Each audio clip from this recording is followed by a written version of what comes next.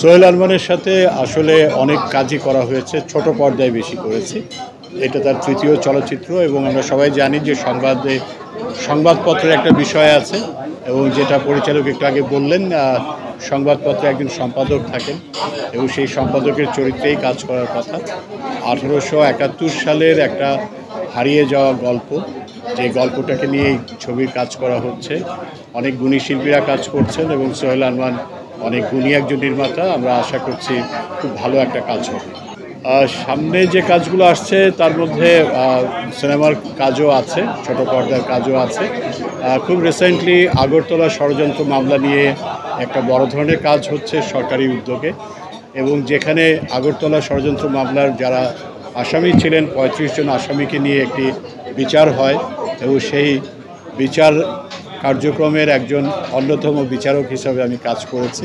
খুব শিগগিরই আপনারা এটা দেখতে পাবেন।